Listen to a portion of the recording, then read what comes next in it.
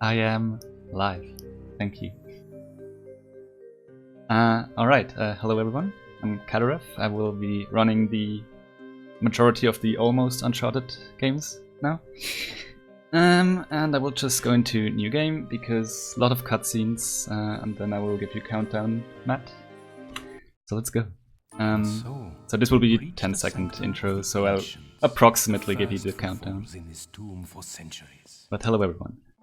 This place Let's say 3, 2, 1, go. Careful. So this is Tomb Raider: The Last Revelation, Good man. more commonly known as Tomb Raider 4. And here I want to not get impaled, and I managed to do that. Amazing. Yeah, so this is the tutorial level of Tomb Raider 4. And you may have been able to see it takes place in Cambodia. And this is, well, not exactly a child Lara, maybe teenage Lara. Apparently she's 16 years old here. And as I said, lots of tutorials here, you know, how to jump, how to run, how to shimmy and whatnot. And I would just want to point out that lately I've been running a lot of a different category in this game called secrets. So there are 70 secrets in this game.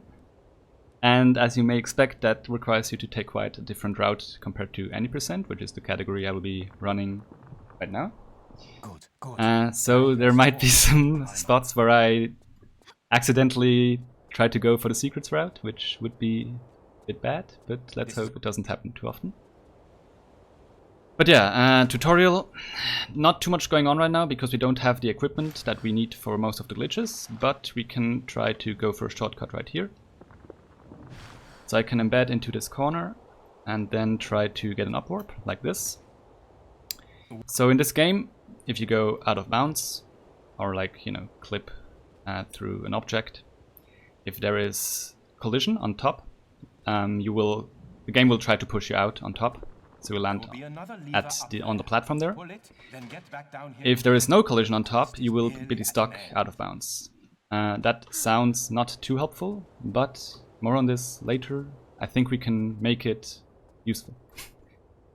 But that's pretty much the hardest or most complex trick in this tutorial. The rest is listening to our mentor. You may have heard him in the background there. It's Werner von Croy. He's Austrian, so you know he's a very nice person. And basically he's usually somewhat belittling us. He's calling us a child and whatnot. And most of the time we're faster than him anyway, so not sure what that's about. But as I said, bit of a slow start. But as soon as we become adult Lara, which should be in 5 minutes maybe, the pace will pick up because we will get some pretty nice items. So as you can see, there is a stamina bar top right corner. This is actually not the first Tomb Raider game to feature sprinting, but the second one. So Tomb Raider 3 also already featured that, but the sprinting mechanic is a bit different in this game. So in Tomb Raider 3, you were only able to sprint whenever your stamina bar was full. However, in this game you can sprint whenever you have stamina, so that makes it a little bit less complex to plan out your sprinting route, but it's obviously really helpful. You may also see that whenever my stamina bar is about to be completely depleted, I will do a forward roll out of the sprint. This is also a very fast movement option, but you will be slowed down a bit after the roll. However, during that time my stamina bar is filling up again, so I should be able to sprint after that. And here is, by the way, one of the Easter eggs mentioned in the intermission screens. Shoutouts to Matt. So this was, or is supposed to be, an homage to Indy Jones, whom we might see later on in a speedrun. Not by me. And as you may also realized, I'm not skipping these cutscenes because I can't skip them. So there are FMVs and there are these in-game cutscenes. FMVs you can actually disable. In-game cutscenes we cannot. And most of them we cannot skip. However, these tutorial cutscenes, like here there will be one where Werner is talking about some stuff. As you can see there, I was able to skip that. But the longer ones, the important ones, we cannot skip. Now luckily in this game, they won't be too much of a problem. Maybe they will become more of a problem in one of the later games I will run. I don't know. We'll see. So we're about to approach the end of the first part of this tutorial. This cutscene I also can't skip. But what I will do after this cutscene is a bit of menuing. And you will see me heal Lara with a large med pack. But in Tomb Raider 4 and 5 there is, let's say, an oversight by the developers. So a lot of items have set hotkeys. From the numeric keys, so like your guns are always on key number 1, shotgun on 2, grenade launcher on 5, and so on. And the medkits are also on hotkeys. So large med kit is on key number 9, small med pack is on key number 0. And as it turns out, if you only have one medkit left and you use it via hotkey, you will decrease the counter, but you will not receive any healing from it, which is obviously not too nice. But that also lets us actually underflow the medpack counter. So if you're in your inventory screen while you only have one medkit left, you can first decrease the counter by using it via hotkey. But since you haven't healed yourself, you can still heal yourself by selecting it manually again. So you actually decrease the counter, which is at 1, by 2. And since that will underflow the medpack count, we will have now roughly 60,000 medkits, which right now is not too helpful, but later on will probably become helpful. Here Werner now thinks we have basically, mastered all the things we need to know on how to become an adventurer, but we have not beaten him in a race, so now we are racing him. And obviously he cheated because he said we will go on 3, but he counted down to 2 and then just went his way. So that's naughty, but we already caught up, and since he cheated, I think it's fine that we cheat as well later on. It's just fair. And you can tell this is actually serious business because there is an in-game timer. So yeah, as I said, he cheated first, so it's fair game. This is a very nice corner. What can we do with corners? I might be too close to the corner. No, okay, good. So this is basically the exact same thing I did with the in the water. Since there was collision on top of that corner, when I went out of bounds, it pushed me out on top, allowing me to take quite a bit of a shortcut there. So this is now the final cutscene of the tutorial. It will take quite a while, but afterwards, as I said, no more child Lara, and then we also won't be in Cambodia. We will actually go to Egypt, and the rest of the game will take place in Egypt. So Tomb Raider 4 is by far the longest Tomb Raider to play through or complete casually. But the fact that in the speedrun the 90% route is at least on par, if not faster than most of the classic Tomb Raiders, shows you that we have found quite a few ways to take some shortcuts here and there. So here Werner, still full of himself, tells us to pull the lever now and lower a bridge so we can access the artifact.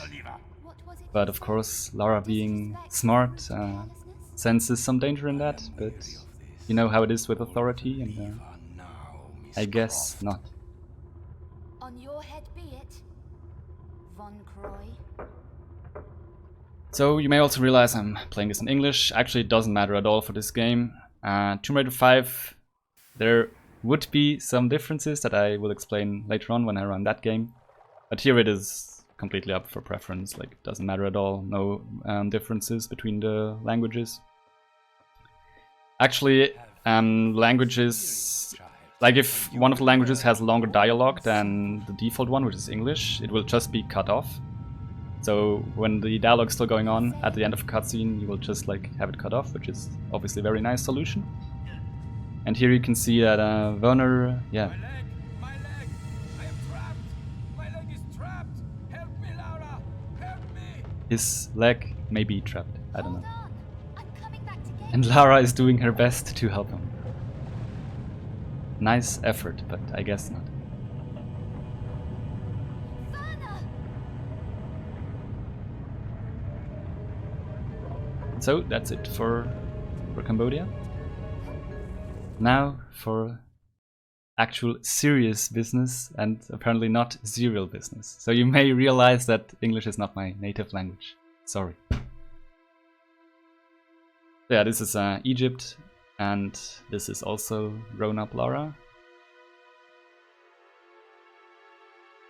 And right behind us and in front of us, we actually already see or will find one of the most important items in the game.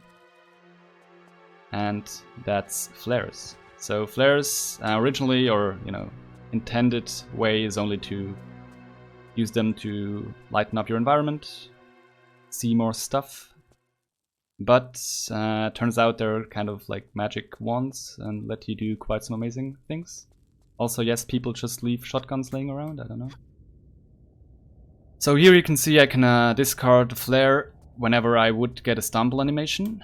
To cancel that stumble animation, because the throwing away animation of the flare takes priority. Stumble animations take like 1 or 2 seconds to recover from, so it's not too much of a time save per individual case, but since there would be quite a few of them over the course of a speedrun, it does add up rather quickly. But there is a much more useful application for them. And that is if we drop them close to a wall and pick them up with our back to the wall, we go out of bounds very easily. And that allowed me to get another upwalk there and reach this key item. So before we only were able to go shortly out of, or briefly out of bounds on corners. Now with flares we were able to very easily go out of bounds virtually everywhere. Here we have some more flares. Every flare pack gives us, I think, 12 flares, so we are stocking up quite a bit right now. Here is another flare cancel. And here we are supposed to wait for our guide to lower these blades for us, but if you go to the very edge there, you can actually skip that and just trigger them by yourself. Pick up the second key item. And here also, Tomb Raider 4 was the first one to introduce the combine mechanic. So you can combine items, or you have to combine items in your inventory to proceed. Won't use that too much in this speedrun, but it is one of the reasons why playing this casually can be somewhat confusing. Which TR is the most broken? That actually depends entirely on what aspect of the game you find or you would consider the most broken. AOD is a very good first suggestion, I agree. Here I will do a flare creep, so I will place 2 flares right next to... What am I doing? Good thing I saved. What am I doing? Please drop them. Thank you. Wait, that doesn't make sense. There we go. So what I'm doing is I'll place 2 flares right next to each other. This is also weird. What am I doing? Let's see if this works. I don't know. So I'm repeatedly picking up a flare while going backwards.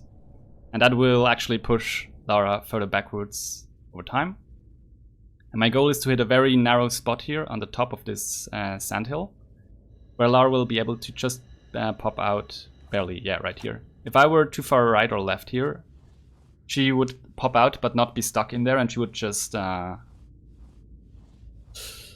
slide down the slope again, and I would not be able to skip this entire room.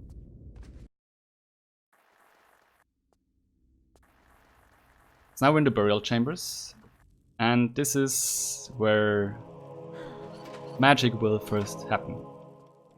So as I mentioned earlier, when you're out of bounds and there is no collision on top of you, you stay out of bounds.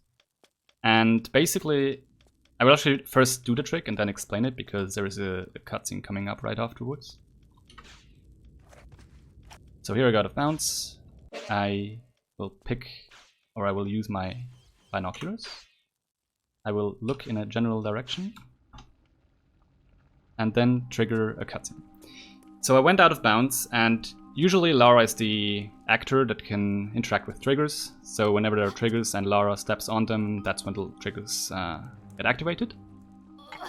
But if Lara is out of bounds, other actors actually get the ability to interact with triggers. So if there are enemies still on the map when Lara's out of bounds, they can now actually start to trigger stuff. If there are no enemies, but there is a flare, for example, then the flare will be the actor that interacts with triggers, and so on. So there's actually kind of a list, priority list of actors in the background of the game. And the object with the very least, or the lowest amount of priority when it comes to triggering stuff is the camera itself. Which means that if I go out of bounds with Lara and there are no other actors on the map, then the position of the camera will interact with triggers. And of course, the binoculars change where the camera is. So basically I can use my binoculars to remotely trigger stuff. In this case I triggered a cutscene, which also teleports me way ahead and lets me skip a lot of puzzles. But this will mainly be used to trigger level end triggers and cut out huge portions of the game. And that's what we call an alt, advanced looking trigger. So whenever I say alt, yeah, that's what I mean. I can also call it binocular glitch or whatever, but I probably will not because I'm used to calling it an alt. And here just another up warp by going out of bounds, so I can actually exit this level now. So while this level, or the next level is loading, I'm already pressing my flare button. So actually Lara can take out a flare during this cutscene, because I want this flare to go out as early as possible. Since, as I said, flares do count as objects that can trigger stuff when Lara's not on the map, I don't want the flare to be around when I actually need the camera to trigger stuff. And flares, I think, are active for 30 seconds before they extinguish and don't count as active anymore. So here I will go out of bounds again, and now I need the camera to trigger stuff, so at this point the other flare should have burned out. And thanks to that, the camera triggered that this sandhill, or this door, was removed. And now I can proceed, go somewhere out of bounds to upwarp here, and then do the same thing here. And now I will actually remotely trigger the level end, going out of bounds here, and then aiming at a somewhat precise spot over here. And this brings us to the best level, with the best music, and the best gameplay, which consists of standing out of bounds here and listening to the music. So what is happening right now, as I mentioned earlier, once Lara is out of bounds, enemies are the objects with the highest priority to trigger stuff. And you maybe saw there an enemy in a truck driving away. And he's actually now the actor that can interact with triggers. So basically what we're doing is we're just waiting for him to reach the level end and hit the level end trigger for us. And in the meantime we're listening to some hot banger of music.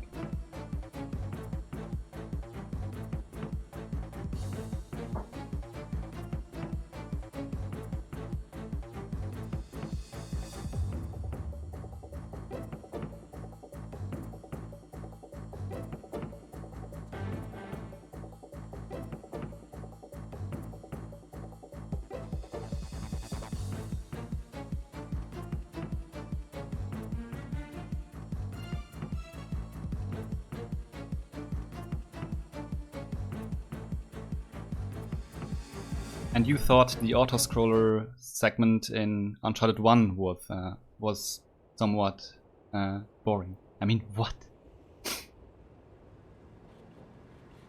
So yeah, obviously Lara drove here in her car. Obviously. Thanks to that guy. And now we're in the Temple of Karnak. And we will use our binoculars some more. And this is where the routes between secrets and any percent are vastly different, so I really hope I can remember where to go. Probably won't. So here I just go out of bounds over here to trigger level end.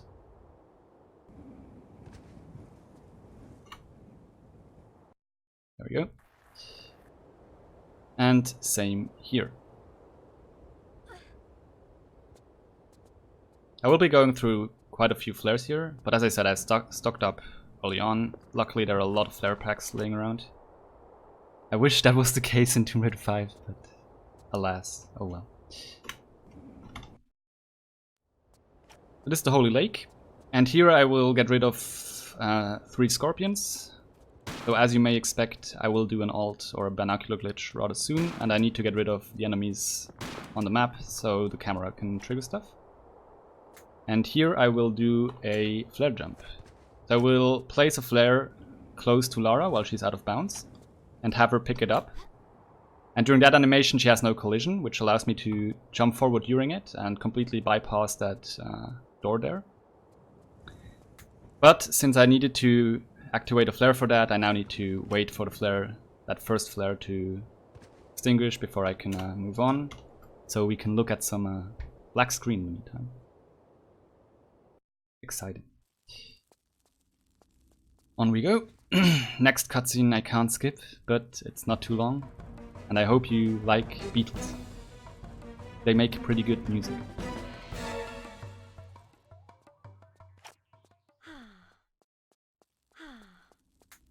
In this level, sadly, the level exit is a bit further away from the starting position, so we actually need to advance a bit deeper into the level.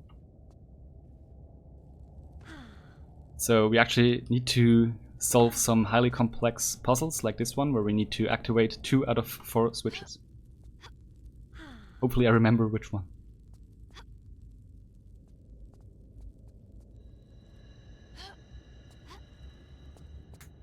I will also already prime a flare here, so I want to use it for another tumble cancel. But I will also somewhat soonish do another alt with my binoculars, so I again want the flare to be extinguished by that point, which is why I started to use it early. They're not bugging me anymore, but nice.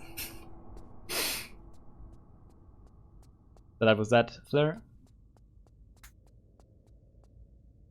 And here we should be able to hit the next level end trigger.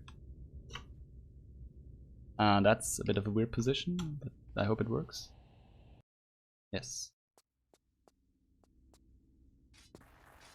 These traps are terrible, so I will actually save here. So you may have realized that saving is rather quick in this game.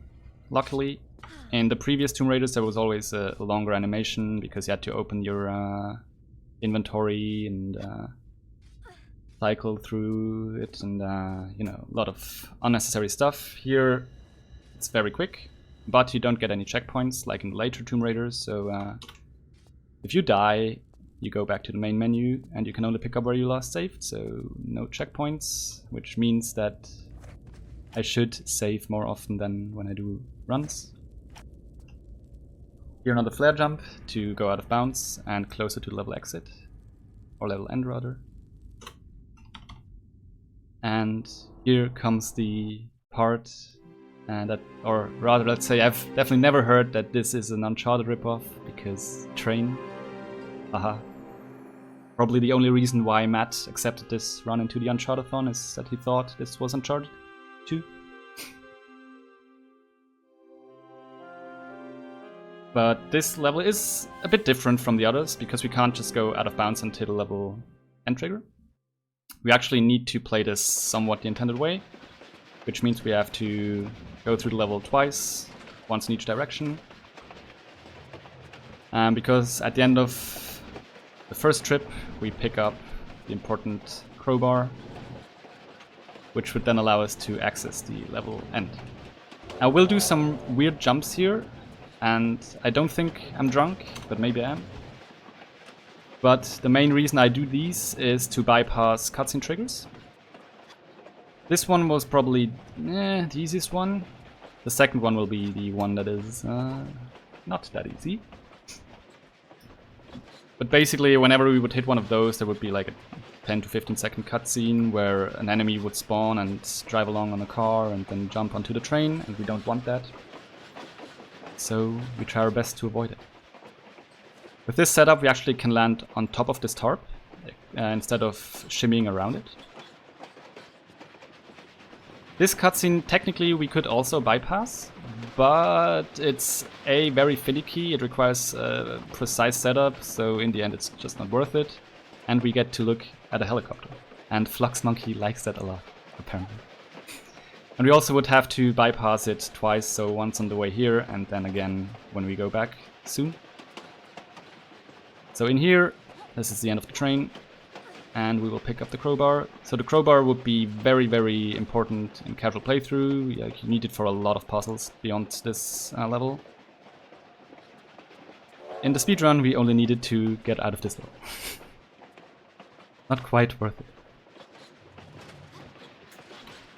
Hello, PQ. Thank you very much. See you soon at ESA. Here we do another up warp. Yeah, good. Oh, hello. He actually can sometimes push you down again, which is not that nice. Here I will try to go around another cutscene. Nice. And then one more time. So the next one is the same one we skipped on our way, the first way down the train. And I almost triggered it. Nice. So yeah, now we're just going to the room we started. Nice. I love this bit of collision there. Very... Oh my god, what am I doing? Okay, let's not do it then. What? Please, Lara. Just jump forward. Thank you. Very smooth movement. So this is the only reason why we got the crowbar, so we can activate the switch. And then get out of here. Quite literally. Oops.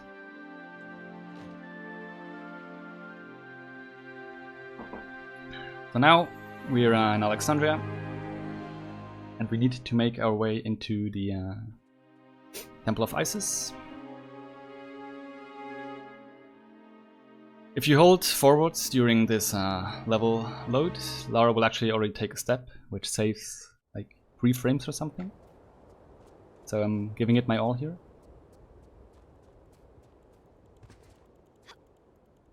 And this just is some more movement based levels here, not too much going on in terms of glitches, because this is not the superior secrets category. I mean, what?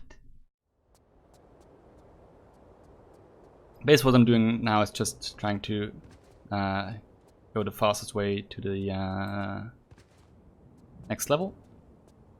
No puzzles to solve right now. Here there's a small setup, so you can cross this gap without going into the water. And I don't know, I can't see the timer right now, but is this a good paced run? No, no, Okay, never mind. no, no, no, no, no, no, no, no.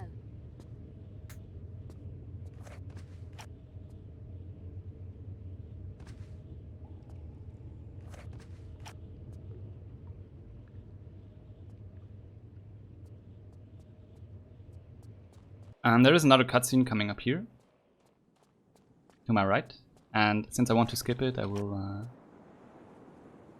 bypass it right here. And now we're already very close to where we want to be. Next level. So let's just use another flare to go out of bounds here and trigger it.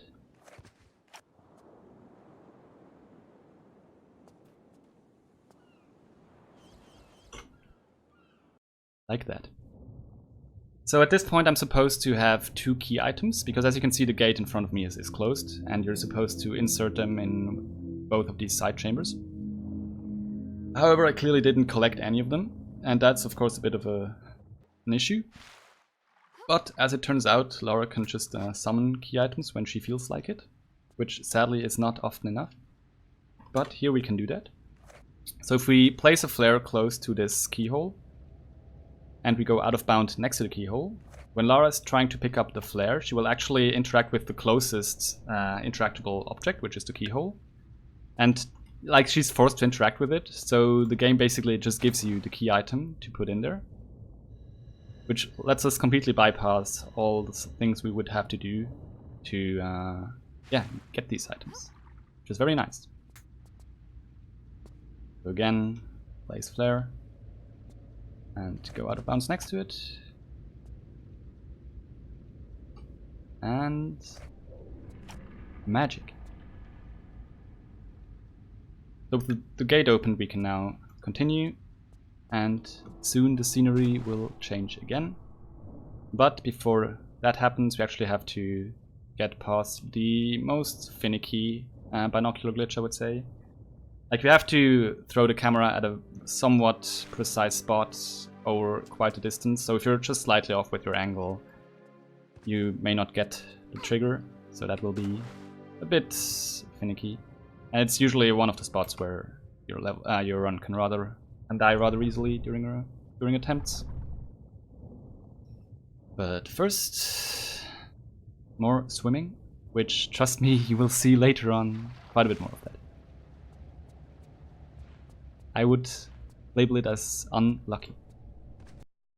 Here I will do a setup to bypass another cutscene. There's just a short flyby cutscene here that shows you the room, which you can bypass by jumping through that corner. And here is the alt I mentioned, the one that is really finicky.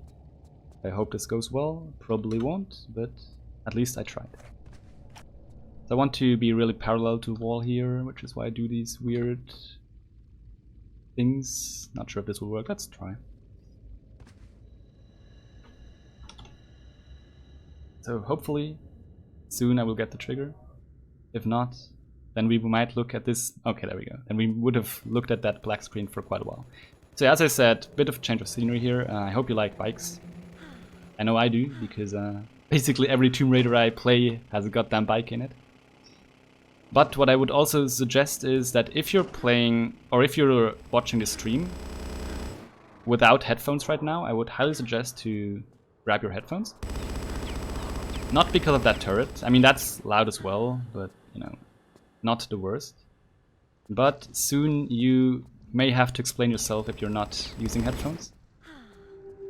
Because after this upwarp, we will be set on fire. And fire in this game only extinguishes if you go into water. And as you may expect, in urban Egypt there is not too much water laying around. But as you might also remember, I have quite a few med packs to spare. And that means I will continuously have to heal myself for the next 10 to 15 minutes. Which makes Lara apparently pretty excited. I'm not.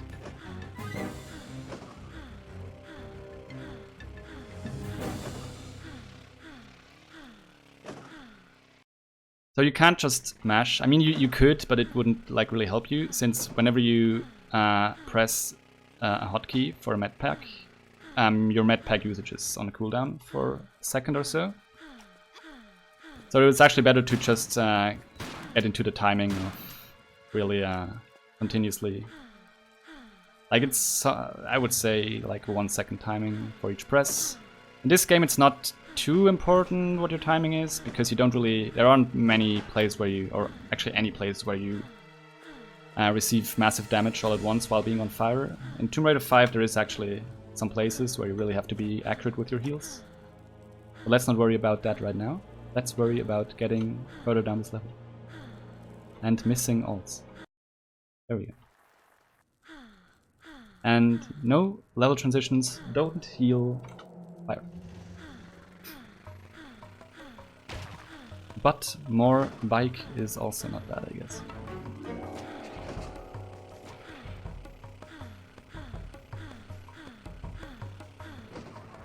And yes, I've also received quite a few questions asking if my run is on fire. You're not the first one. I mean, what? I actually still have to heal myself during these in-game cutscenes. But cutscenes that play at the level end, like the one that starts in 5 seconds, I do not have to heal myself during, because the cutscene is tied to the level end, so after the cutscene is over, the level will change, and Lara will be at full health. I mean, I could heal myself, as you can hear, which gives this cutscene another somewhat awkward note, but it's already awkward enough that this random guy gets approached by a burning woman and then kidnapped and brought over to this truck. But as you will see, fire extinguishes there for some reason. So the thing in, like, what you're supposed to do is you find this guy, and he basically sends you on a few fetch quests to upgrade your bike, to give it a nitro boost so you can cross like larger gaps. And then at the end you're supposed to approach him from that side. But since we skipped quite a few levels and were able to access other level end triggers than we were supposed to with the binoculars, we can already approach him from this end without upgrading our bike. Yes, cutscenes are in-game engine, can't delete any files or something like that. There are FMVs, but you can disable those, and we have disabled those from the launcher. But these you can't skip.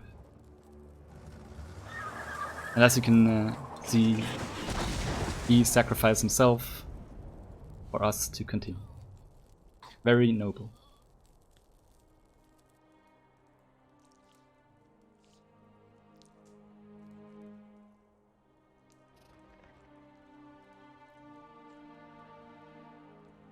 So that gets us into the Citadel. No fire. Insane. Oh look, there is fire. So here I place a dummy flare, because if I don't, then to my right there is a big cutscene trigger, and if I don't place that flare at the entrance there, that cutscene would get triggered once I go out of bounds here with another flare jump, and I want to bypass this cutscene because it is very, very long. So that's what we just did there. And now I need to burn this rope, you can see right there, above Lara's head. And no, you cannot use the fire that is on Lara right now, you actually have to get a torch and light that on fire. That's another question I may have gotten a few times. Guess they didn't plan ahead. But what I do have to do is I have to get rid of this torch, because it counts as an active object that would prevent my binoculars and the camera from triggering stuff. Which is why I go out of bounds there and toss it into the void. And now I can continue on. Still have to heal through this cutscene again, because it's not a cutscene at the level end. And as you can see, there's an enemy now, so I need to get rid of him as well, so the camera can trigger stuff.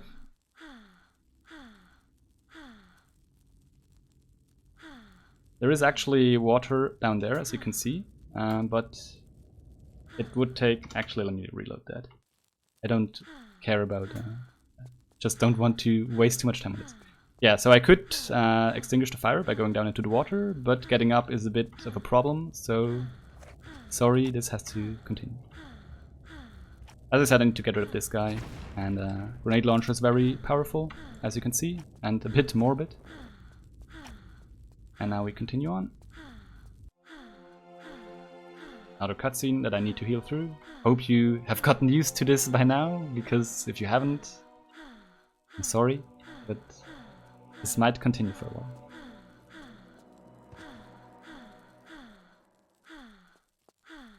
And here there will be some screen flickering, hopefully, because that would indicate that there are no other things on the map. There we go. So sorry about this, but it's okay, I already hit the level end. So this is another awkward cutscene. So here we meet again our mentor, former mentor. Come in, Lara. I've been expecting you. So the guy we saw in the tutorial that got his leg stuck. And as you can see, yeah, he's a bit different now.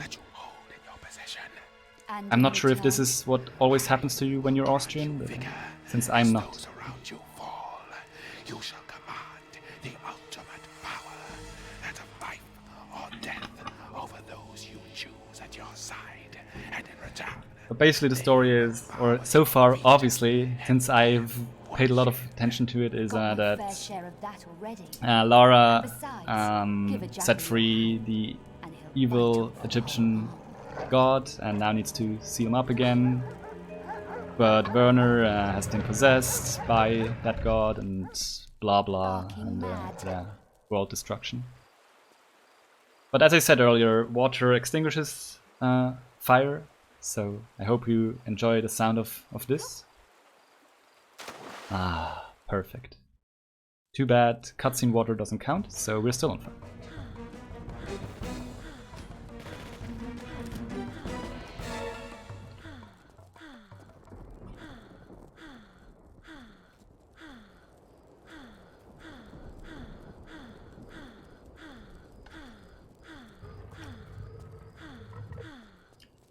Here I need to get again rid of some enemies, obviously, because as you might expect, I want to use my camera soon.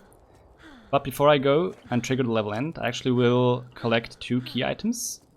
So usually you're supposed to assemble a shovel in this level to dig up the entrance to the next level. And I will collect those parts of the shovel, so the blade and the handle. But I will not use it to set free the entrance to the next part of the game. I will keep those, and then we can use them in the next level. But not for digging stuff up, but for breaking things free. But more on that later. So that was the handle. I will now go back. So this segment is one of the worst, because the fire doesn't make it easier to see what is going on. And you have to do some rather precise jumps. Yeah, not like that one, that's why I saved. I don't even know, what the heck, where did I save? Yeah, okay, let's just take the slide, it's okay. So yeah, this is a bit awkward. Just like a woman set on fire running through Egypt is a bit awkward. But this guy again, hello, please take out the grenade launcher, thank you. Then here I will bypass this shelf with a precise roll. And next up is picking up the shovel, the blade, which is hidden in one of these crates. So by aligning myself, I can actually blow up both the exit here and the crate. Get rid of that guy, pick up the blade. And as I said, next level, that should get useful. Or become useful. And now we just the level exit. Which brings us to the most exciting level in this game. It's underneath the Sphinx, and it is universally regarded as the worst level. So first I will bypass a trigger that would close down this door and prevent me from exiting. Oh, I almost screwed that up, nice.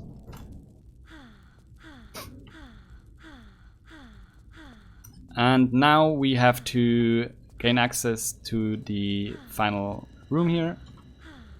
And to do that we need 4 keys, and to collect the keys we need to go into the side chambers and do some puzzles. Because in the final room that we are about to set free, there are 4 statues that we want to collect, because only with those statues we can trigger the final boss fight. So if we wouldn't have to collect those, we could completely bypass this level. But so far, nothing has been found. Nothing useful, at least, to bypass that. So this is the first room then. And you may be very delighted to hear that this features real physical water that extinguishes fire. So yeah, we're done with that. Now you may be really happy about that, but soon you will realize this puzzle is not really that exciting, because it features swimming and more swimming. And not only is it a bit heavy of a contrast compared to previous segment, because it's completely silent basically, but the swimming mechanics are really... yeah. It may not look that bad, but you can easily get stuck on pretty much everything. But basically all we need to do here is go into like the rooms of this labyrinth or this maze in a set order, so whenever we hit one of these levers another door opens. So as long as you remember where to go, it's not too big of a problem. If you don't remember, you just drown, so that's okay. I mean, what? And yeah, if you're on a good pace run, I heard so that you may forget where to go, but obviously I'm not speaking from experience here. I would never forget where to go in this maze. Luckily I'm not on a good run, so I will not forget. I mean, what? So yeah, this will give us the first of the 4 keys. And this is also the longest room, so the next ones will be shorter. And yeah, there you can see I just got stuck there on the floor for reasons. But this is still looking good. So I hope this maze was worth it for me to put out the fire. I would argue it wasn't, because at least previously I was kept awake by having to press the large med pack key every now and then. Which, by the way, I still sometimes do even after the fire is extinguished, just because I got so used to pressing it for the past 10 to 15 minutes, so it's completely normal that I will press number 9 key just out of habit. Which, you know, it's not detrimental, since I have still a lot of large med packs. So yeah, that was the first key. And now we're done with the water maze.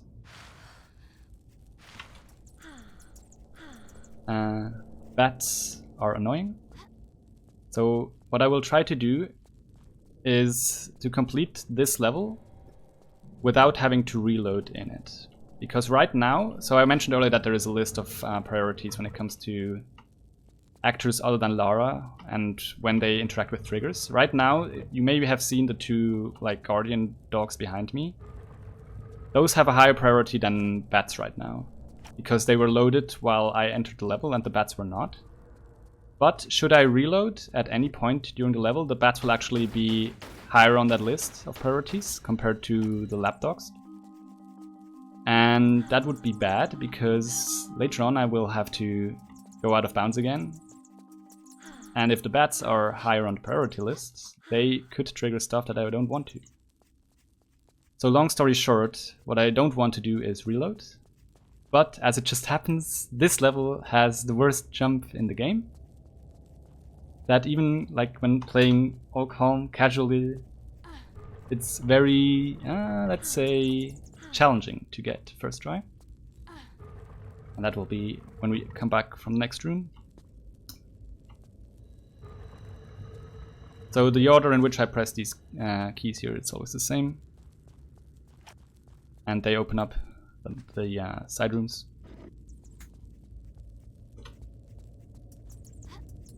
So this is the jump way down. This is not a problem, but the jump back up will be. And this room has a very, very complex puzzle. So basically there are 4 of these switches here and 1 lever on the wall. And you complete the puzzle by interacting with all of them. Not sure how I figured this out, but I hope I can remember that I need to interact with all of them.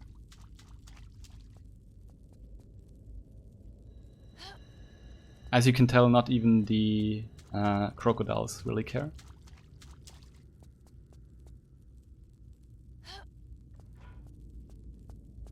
So that opens up the hatch here, which... There you have the key. I'm not responsible for this camera angle, by the way. Just saying. And now I need to, as I said, get this jump if I don't want to kill a lot of bats, which, as I said, may not be that easy. Yeah, that's what I thought. Okay. Guess I will have to kill some bats on my way out then. Because if they're in the main room, that would be a problem later on. So nothing against bats, but they have to die. I mean, what?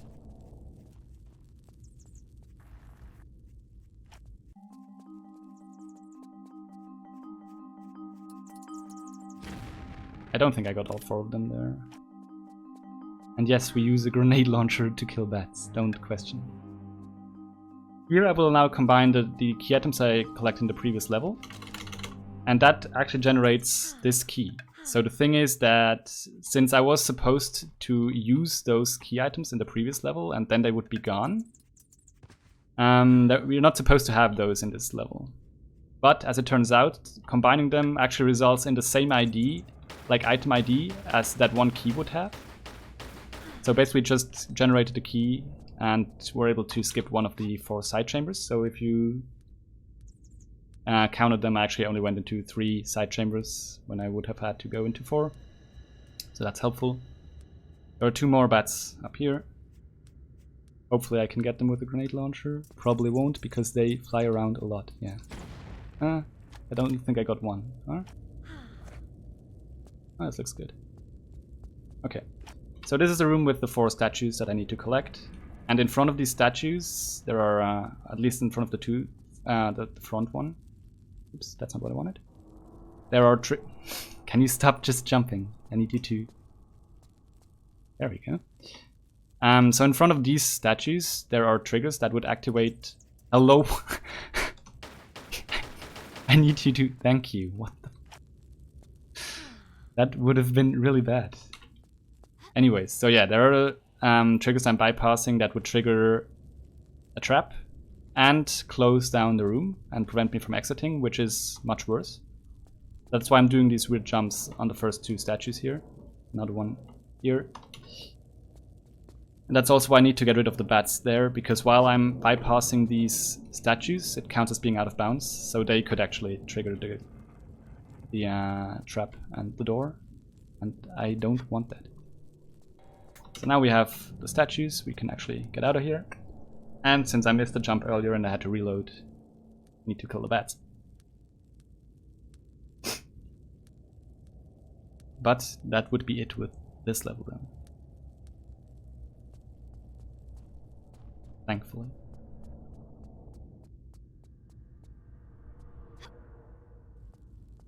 Yeah. There's one more flare pack here that I will collect, just to be safe. Okay, where are the bats? Those are not... There are bats. Oh, there we go. There's also a problem that Lara tends to aim at the wrong enemies, but I think that's it. Ah, it looks good. So here we'll now go out of... or past this door again. Hopefully. And the only reason I killed the bat is that in this time now that I was out of bounds, they could have triggered a lot of stuff that would prevent me from exiting the level. And that's that. Here we just do a quick binocular glitch to get into the next level. Also, please don't report me for this, he attacked first.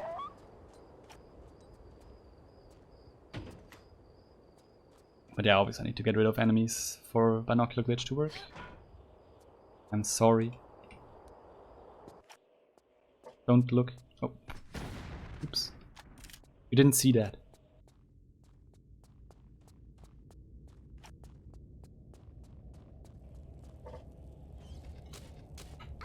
So in these rooms there are these statue heads with gems in them. And you need to destroy all 3 of them to open the door. But in the meantime we collected some super grenade ammo, which actually spawns child grenades when they first explode, and that actually helps a lot to get rid of those quickly. And I picked up a water skin there, which I will need for the final puzzle. If you don't collect it here, then you're actually screwed. Nice soft lock mechanism. I mean, what? I am really bad. But luckily I saved here, because I know I'm bad.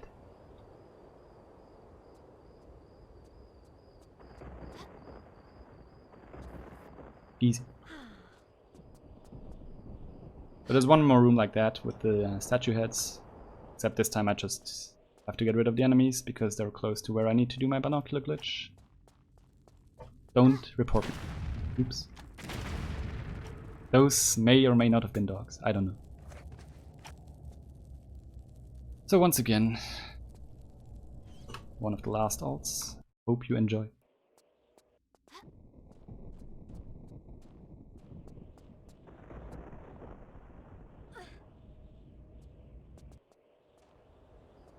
And we're actually approaching the final level already. Not quite yet, but since we have binoculars, it won't take too much longer.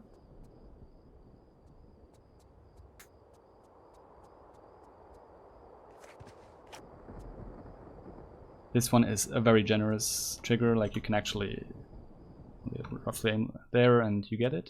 Easy. Here we bypass another enemy trigger. There would be a large scorpion that spawns here, but not if we go past it in an unintended area.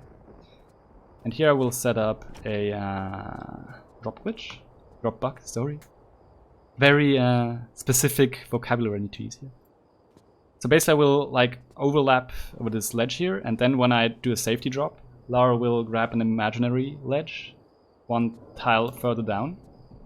And that safety drop there prevents me from receiving any fall damage, so now I can just run along the bottom of the pit here, which obviously normally I'm not supposed to. And that lets me access an area from where it is very easy to do another binocular glitch and get to the final level. That was too far away, okay.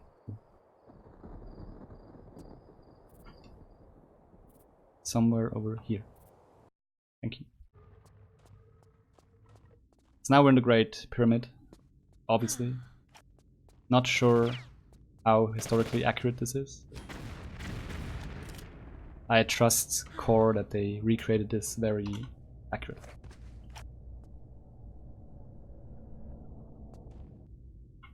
Last alt of the game, or the run rather.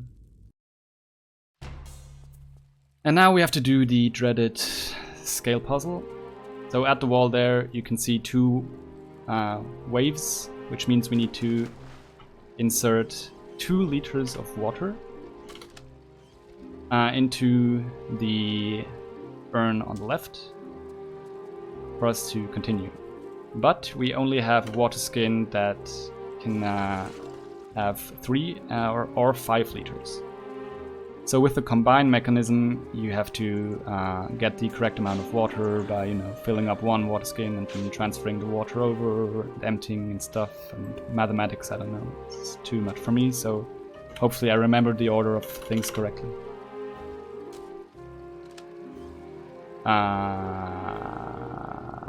No, that's correct. I just did it the wrong way around, it's okay. So for this one we need 4. There we go. And then for the last one we need 1. If you would insert the wrong amount of water, an enemy behind us would spawn and we could not advance. That's bad. But there's also the chance that Lara will stand in front of those urns and just pour the water next to them. So that's why I usually save before, so I don't have to do the entire puzzle again. There you can see just 1 wave, so I only need 1 liter now. What do you mean, no, Lara? It doesn't make sense.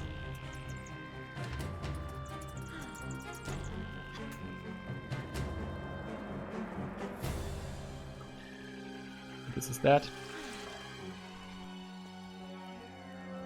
And down we go. So if we're unlucky, one of the bats can follow us here and push us off the ledge, which we don't want. But looks like we're lucky.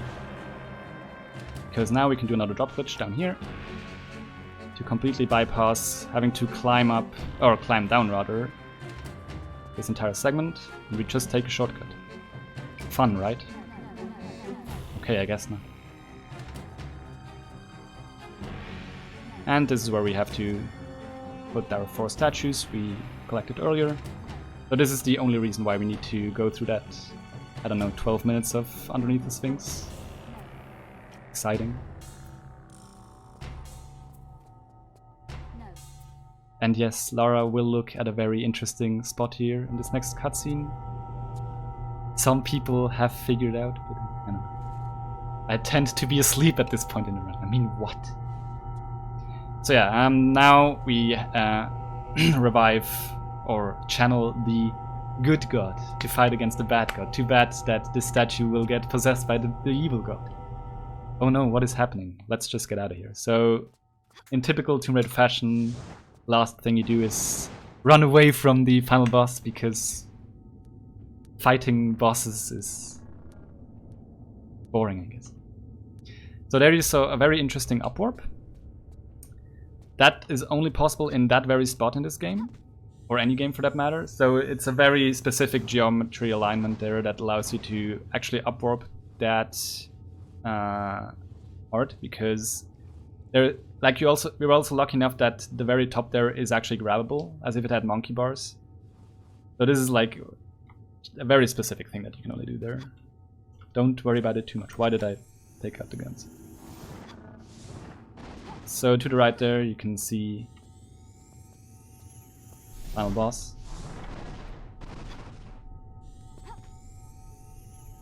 And yeah, all we need to do is get out of here.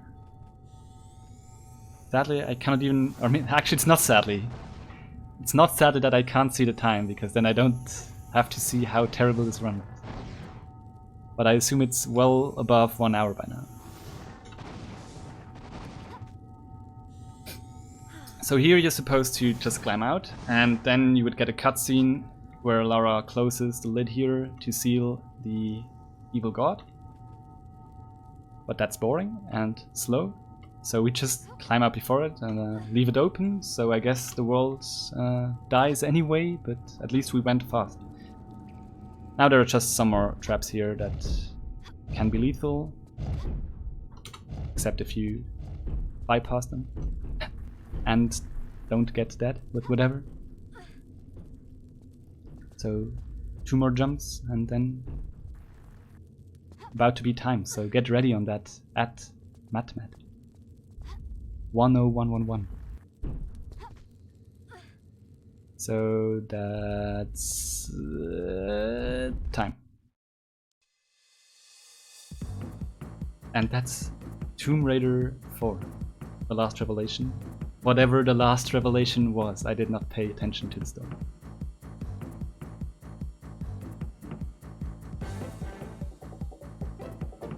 But at least we get a really good credit roll. So who wants to make me really sad and tell me what the time was? But yeah, and that was Tomb Raider 4. Next up will be Tomb Raider 5 by me. But I don't think I'll do it back to back. I actually would like to have a very short break if that's possible. I also need to switch over to the other game. 101.38, that's actually not as bad as I thought. That's cool. I think that's probably my fastest marathon run of this game so far. Yes, 56:16. Nice, new world record. Someone is lying to me. What? I mean, what? So yeah, next up, Tomb Raider 5, the successor to this game, which is similar, but also not. But more about that soon, I guess. So Matt, you can cut me off whenever. Just tell me. See you soon, guys.